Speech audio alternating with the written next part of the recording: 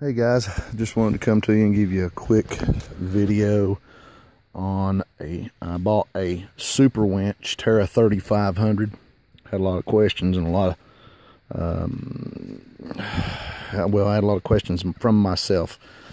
I've never done an install like this, not really up on what's new, what's best until after I had done some research, and I've done a lot of checking and looking for videos and information and whatever else I could find, and I couldn't find anything on a 2012-2013 Honda Foreman 500 foot shift.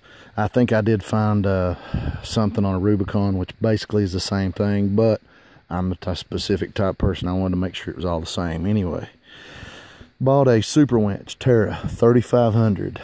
3 alterations that you're going to have to make. Number one, you're going to have to alter the bottom of your grill because of the mounting hardware that comes with this. Okay, 3 alterations. Number one will be right there. You'll have to cut the bottom of your grill, okay, to make it look right. I could cut it more, but it all bolted up. Everything looks all right. It's not horrible looking. I need to dress it up a little bit as far as my cuts go and maybe sand it off. But anyway, the one cut there that you're going to have to make, just by the sheer nature of the way this mounting plate works, you lose a little bit of airflow to your radiator. It hasn't affected me yet. The winch has been on there about a month, but we haven't got into 95 and 100 degree weather yet. I live in eastern Kentucky, so we have some pretty hot weather mixed with some pretty cold weather. So right now we're just coming out first 80 degree day we've had.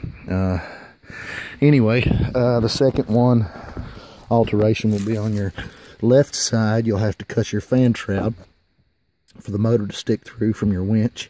And the third alteration will be that you will have to cut your right side of the fan shroud in order to be able to reach in, flip over to free spool, or to lock your winch. Warning, you will lose the bottom section of your fan shroud, and like I said, I don't think it's going to affect me right now, but I don't know what it's going to do when it's 95 or 100 degrees. Wiring on this thing, I'm not a mechanic, big electrical whiz, Lord knows I'm not. I put my handlebar switch, I mounted it on the bottom side, upside down. I inverted it. It puts it in a safer location, easier to operate and everything for me as far as I'm concerned. Extended, ran my wire down through just so I could get back down through here with my wiring. Extended my wiring out so I could get power from my fuse box, which is located right here. I did it the old-fashioned dumb hillbilly way. I just ran my wire straight down into my fuse box, put it around my fuse, stuck the fuse back in there, and I was done with it.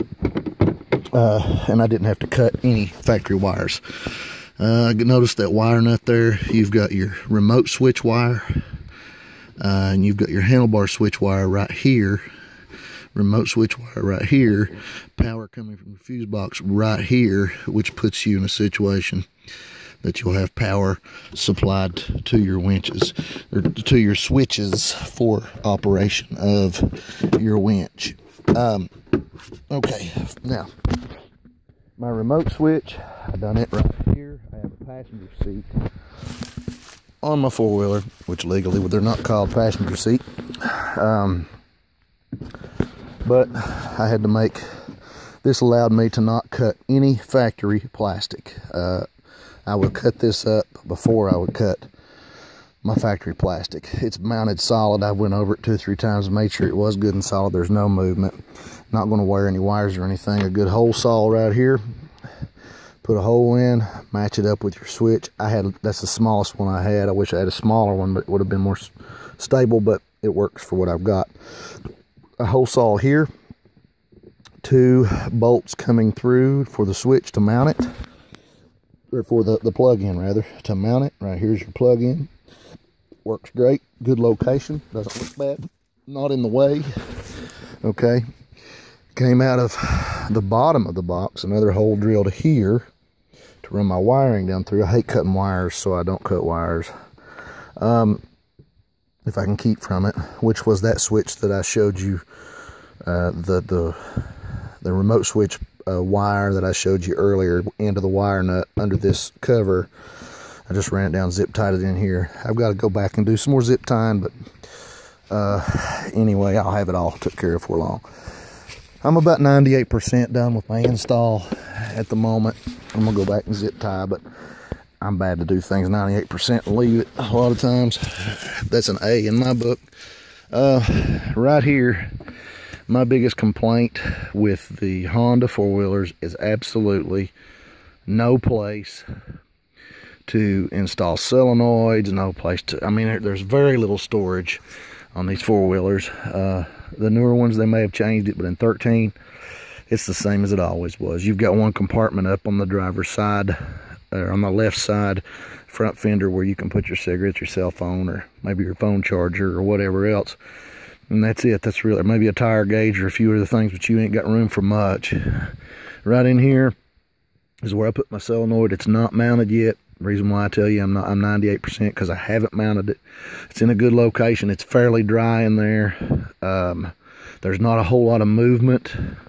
So I just went ahead and put it in there and thought, hey, you know, I'm just going to leave it right now because honestly, I may sell the four-wheeler.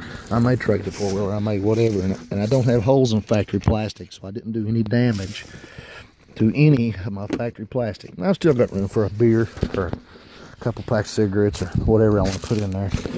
So anyway, I just wanted to do a quick rundown what I had. If you have the question like I did, is a Terra 35, can you get mounting hardware for the Honda Foreman 2012, 2013? Seems like a bastard four-wheeler in a way, because it's kind of hard when you're looking up parts. You'll find everything up to an 11, everything for a 15, but a 2012, 2013 seems to be harder to find for me. I don't know why it is. Maybe it's just where I'm looking. A quick note, a couple weeks after I'd done my install, I went out, I bought me a snatch block, a tree saver strap, an extension strap, a couple D-rings, a couple different odds and ends, things that I knew that I would end up in a spot where I may need them. A winch is pretty well useless without them in my book. But anyway, I hope this answers your questions. I wanted to do this as quick as possible, so if anybody does have any questions or thinks that well, maybe I can't install it, maybe I can't order it. I ordered the Superwinch Terra 3500 Terra 35 from Amazon.com with the mounting hardware, about $275, $276, somewhere in that area, shipped and all, straight to my house.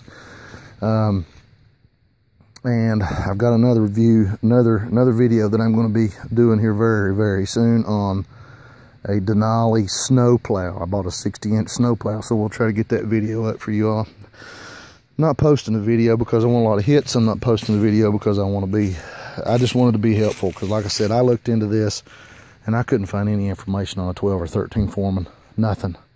So I did find finally that they had the mounting hardware and for the plate, and they did have it. So anyway, that got us up and running, and we'll wait till these 95 and 100 degree days where we can get out and see if that airflow restriction that I was telling you about on that radiator and through the grill is going to be an issue. Oh, I've got my fingers crossed it won't be. But anyway, you guys have a wonderful day, and we appreciate you watching if you got to. Thanks.